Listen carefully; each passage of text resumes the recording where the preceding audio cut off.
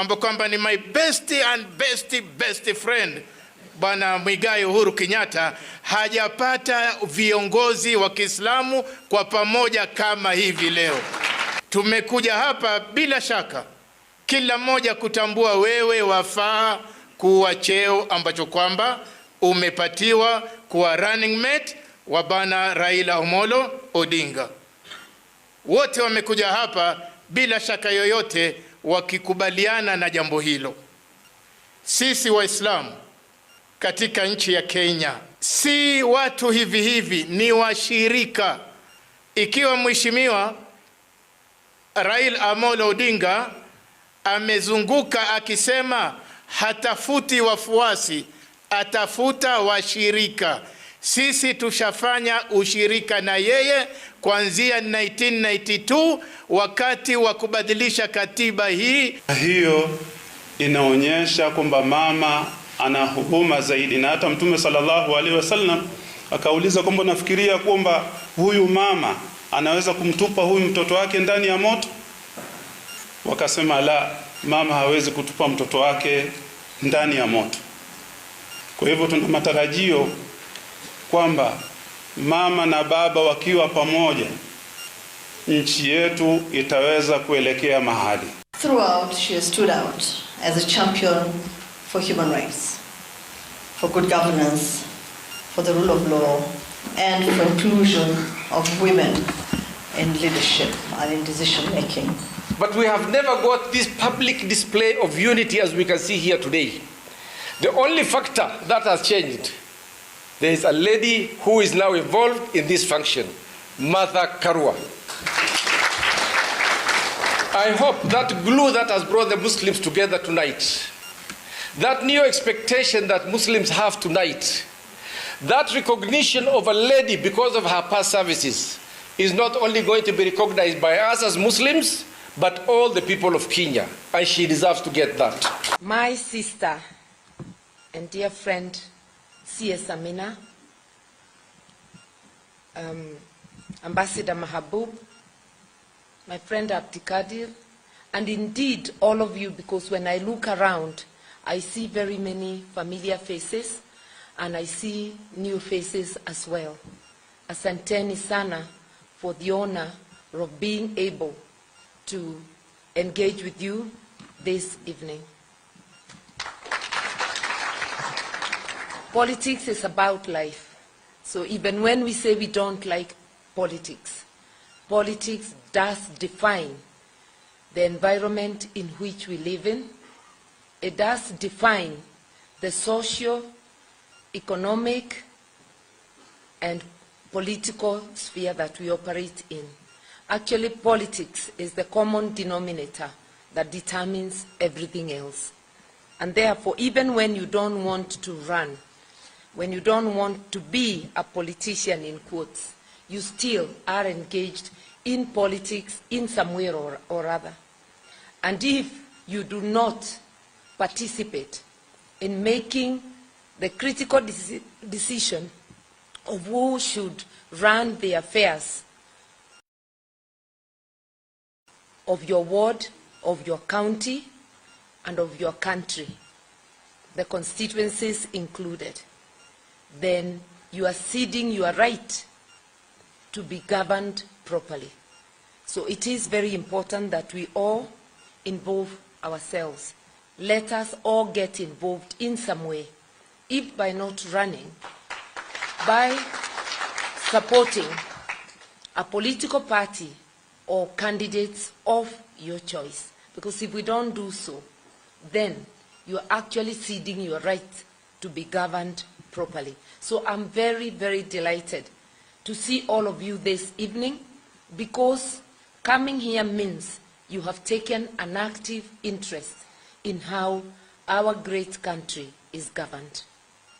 And I keep on repeating this, and I will tonight, that all those Western countries, some of us and our children love to go to, whether for treatment, for holiday, for shopping, or looking for economic opportunities.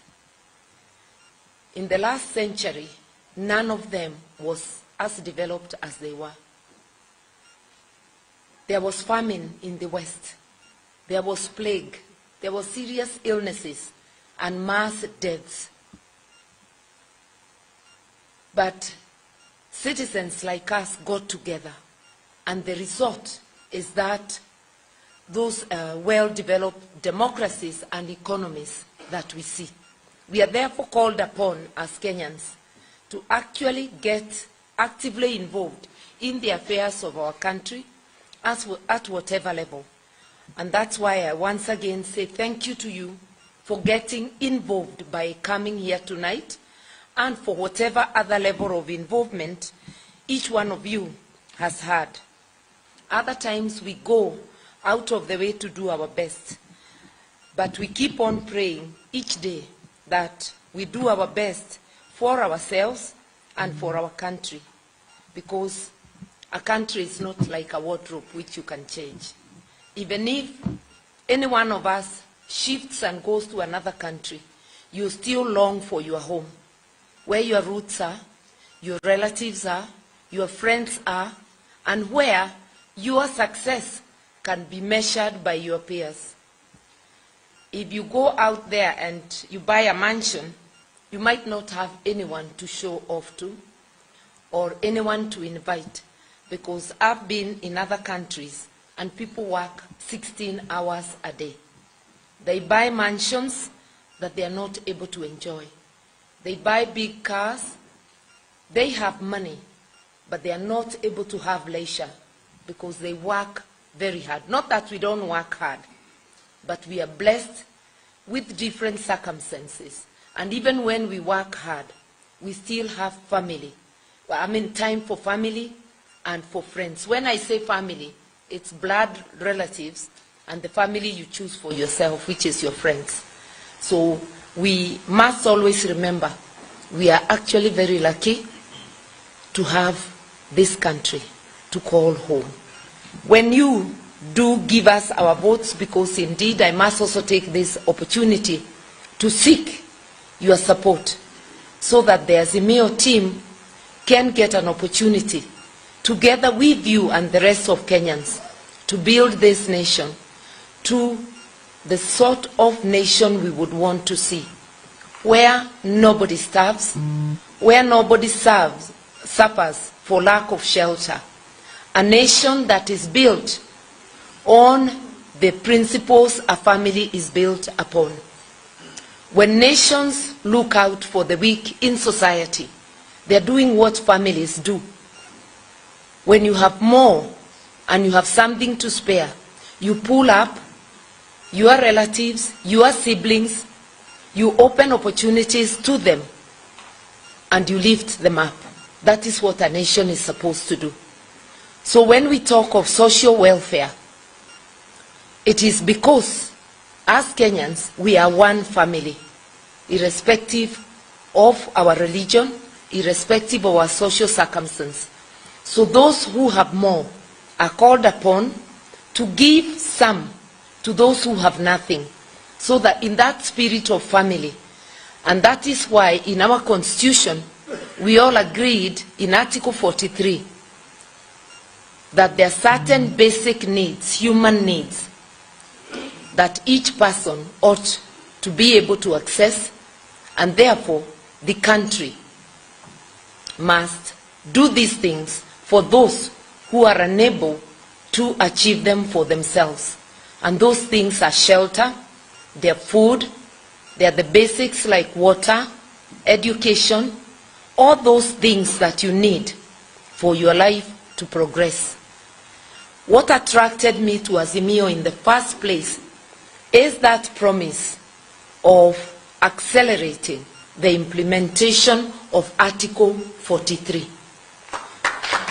However much each one of us has, I don't think it's a pleasing sight to find children scavenging from the bins in the streets or families sleeping in the streets. It is not a pleasing sight to see our brothers and sisters in informal settlements without basic services like water and sanitation. It is not a good thing to see people who cannot access education.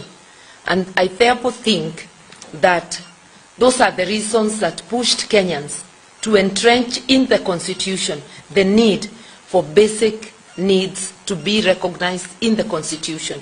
We have two agendas, because I don't want to go to our manifesto point by point. You can access it on the internet. We have two agendas. One, to seek your votes so that we can lay to rest the ghost of disputed elections. If we get an overwhelming vote, then that matter gets sorted out the way we had sorted it out in 2002 when we elected Mwai Kibaki overwhelmingly as a nation. We are at crossroads again, and we need to rescue ourselves from disputes of election which can bring us violence and instability. And if we overwhelmingly choose the path that offers the promise of progress over prosperous, shared prosperity, actually, let me use those words, and of shared progress across the nation, then we will have rescued ourselves from that. And then together as a nation, we can ask ourselves, long before the next cycle of elections comes, what do we need to do to ensure that our elections never fall below the standard of largely free and fair? Indeed, not just in word. The second agenda is to complete or to further the incomplete reform business. If you look at our constitution, there is no reason why we should be having such high level of corruption in this country when we have a beautiful document that has chapter 6 on the standards of leadership. Chapter 6 is all about leadership and integrity. And I'm saying these elections are actually just about leadership. We have the legal framework, we have the human resource, we have financial resource, but we have mismanaged ourselves because we do not have good leadership. Uongozi bora. So this is all about good leadership. It's about trust, because we have a deficit of trust in this country. We don't trust each other.